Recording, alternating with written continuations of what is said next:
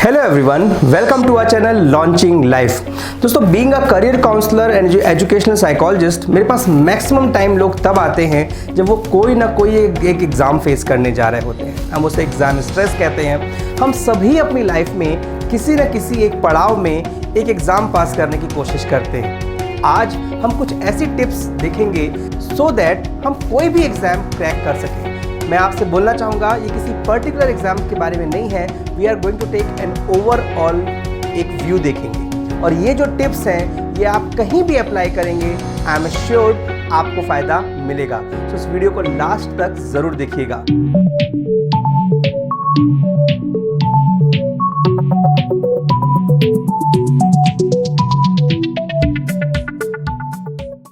Number 1, हमें यह देखना है कि जिस एग्ज़ाम को हम क्रैक करने की कोशिश कर रहे हैं, चाहे वो नीट का हो, जेई का हो, कोई भी हो, क्या वो एस्पिरेशन हमारे अंदर से है या वो एक सोसाइटी का या पीयर प्रेशर है।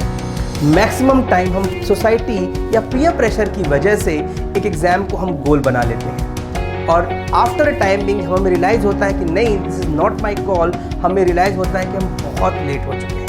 तो first and the foremost thing, you need to identify कि क्या ये वही एग्ज़ाम है जिसे आप 100% किसी भी कंडीशन में, हर चैलेंज के बावजूद भी क्रैक करना चाहते हैं। You need to identify it as early as possible. Number 2, single source approach अपनाएं। What is this? कई बार ऐसा होता है कि हम कोई एग्ज़ाम क्रैक करने की कोशिश कर रहे हैं, हम बाजार गए, हमने बुक्स देखी और उससे रिलेटेड कोई भी बुक दिखी, हमने उसे खरीद लिया। बुक्स खरीदते गए और घर में एक लाइब्रेरी बना दी, और जब हम बुक्स को देखते हैं we feel like oh my God, हमें इतना पढ़ना पड़ेगा। इसकी जगह आपका जो सेट एग्ज़ाम है, जो एग्ज़ाम का जो सिलेबस है, उसको रीड करिए। बहुत इंपॉर्टेंट है। मैं यहाँ पर एक चीज़ और ऐड करना चाहूँगा, मैनी टाइम्स लोग सिलेबस अच्छे से नहीं पढ़ते हैं। सबसे पहला काम आपको जो ये करना है कि आपको अपना सिलेबस आइडेंटिफाई करना है, उसको अच्छे से रीड करना है कि उसमें एग्जैक्टली पूछने क्या वाले हैं। Because out of the syllabus बहुत कम क्वेश्चंस आते हैं। आपको अपने सिलेबस को ही पकड़ के रखना है। आपको डाइवर्सिफाई नहीं होना है कि अरे एक चैप्टर को पकड़ा, अब हम उसकी एकदम पूरे हिस्ट्री में घुस गए। सपोज अगर मिडिवल हिस्ट्री आपका पेपर है, तो आप एकदम इतना ज़्यादा औरंगजेब के बारे में पढ़ लिए, यू स्टार्टेड फीलिंग लाइक अरे मैं तो उसकी एक बायोग्राफी लिख सकता हूँ। आपको ये चीज़ समझनी पड़ेगी कि सिलेबस टू सिलेबस ही पढ़ना है। आपका गोल है to crack that exam. So बहुत सारे सोर्सेज के जगह आप सिंगल सोर्स अपनाएं, लिमिटेड बुक्स और अपने फोकस्ड स्टडी मटेरियल को लेकर के रखें, then chances are more that you will crack it. Number 3, you should have a right mentor और अ कोच। जिस एग्जाम को आप क्रैक करने जा रहे हैं, उसे किसी न किसी ने ज़रूर क्रैक किया होगा। आप उनके पास जाइए, उनसे बात करिए, उनसे पूछिए। ऑनलाइन बहुत सारे मेंटर्स एंड कोच आज डेट में अवेलेबल हैं। आप यहाँ पर अपने कोचिंग क्लासेस के सर की भी हेल्प ले सकते हैं, अपने सीनियर्स की हेल्प ले सकते हैं, उनसे प्रॉपर गाइडेंस ले सकते हैं। बट कोच या मेंटर कोई एक ही रखिएगा, और वो जो बोले उसको 100% फॉलो करिएगा। अपने एक चीज़ मैं और बोलना चाहूँगा, कंफर्ट जोन से बाहर निकलिएगा। मैनी टाइम्स मेंटर बोलता है एक दिन में 10 चैप्टर करने हैं, यू फील लाइक अरे 5 करते हैं, 5 कर लेंगे, कल कर लेंगे। ऐसा नहीं चलेगा।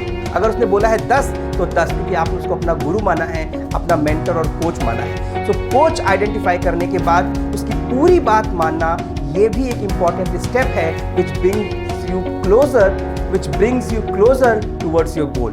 Fourthly, self discipline, planning, weekly basis, daily basis, monthly basis बहुत इंपॉर्टेंट है। एक बहुत पुराना प्रोवर्ब है, if you fail to plan for your success, you are planning for your failure by default. आप अगर प्लान नहीं कर रहे हैं तो बहुत बड़ी गलती कर रहे हैं। डिसिप्लिन यहाँ पर एक बहुत ही की रोल प्ले करेगा। एवरी डे आप टाइम से उठिए, आप टाइम से अपना स्टडी टेबल में चले जाइए, टाइम टू टाइम, यानी एक जो फिक्स टाइम टेबल है उसको सेट पैटर्न में आपको फॉलो करते जाना है। बिकॉज सेल्फ डिसिप्लिन यहाँ पर आपको पुश करेगा।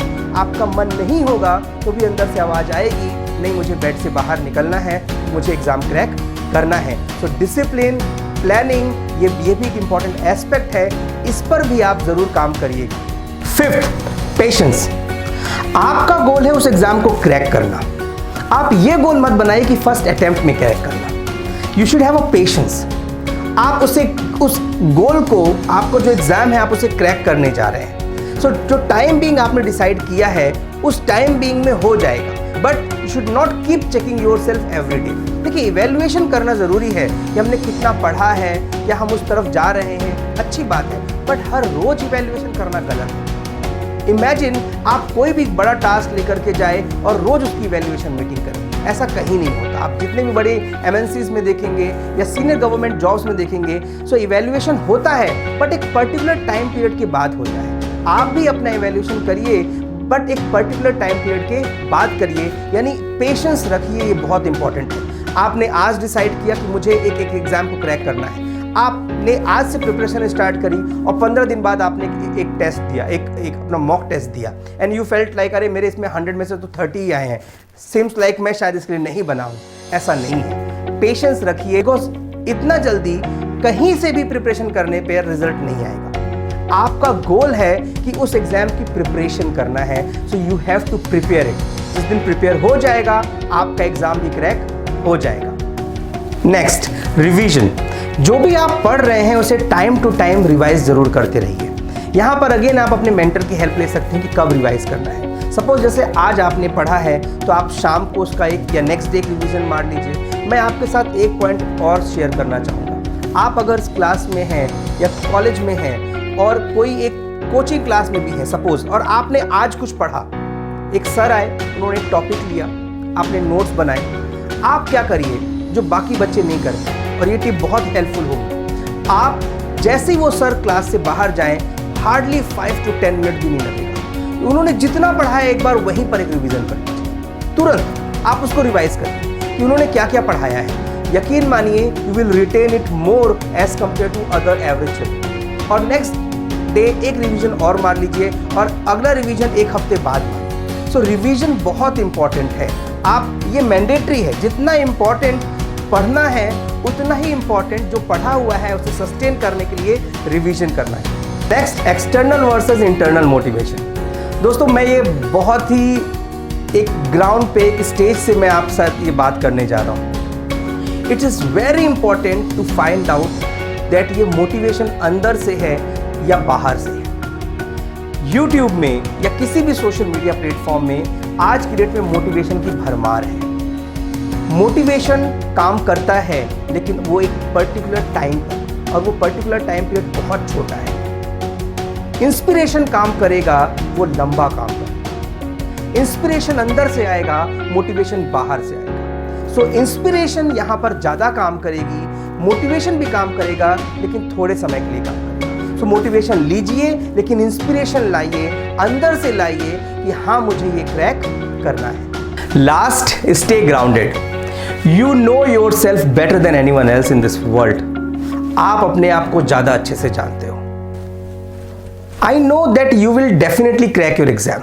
100%। जो मैंने टिप्स बताए हैं अगर आप उसको फॉलो करेंगे 100% you will crack that exam. But उसके बाद क्या? उसके बाद ये that you have to stay grounded because success has destroyed more people than failure. At the end you have to be a good person. आपने वो exam crack कर लिया, but if you are not a good human being, वो exam crack करने का कोई मतलब नहीं निकला। So it is very important that stay grounded and stay and believe in your self and stay focused always, because एक exam crack करना your ultimate goal नहीं हो सकता है। लाइफ में हमेशा एग्ज़ाम आएंगे, हर पल एग्ज़ाम आएंगे, हर एग्ज़ाम को क्रैक किया जा सकता है with these tips which I have suggested. With this I hope ये वीडियो आपको पसंद आया है। अगर रियल में अच्छा लगा है तो अपने दोस्तों के साथ शेयर कीजिए। कमेंट में हमें कुछ बातें ज़रूर बताइए जो आप कहना चाहते हैं हमारे साथ। And most important, subscribe our channel. With this, thank you so much and have a great life.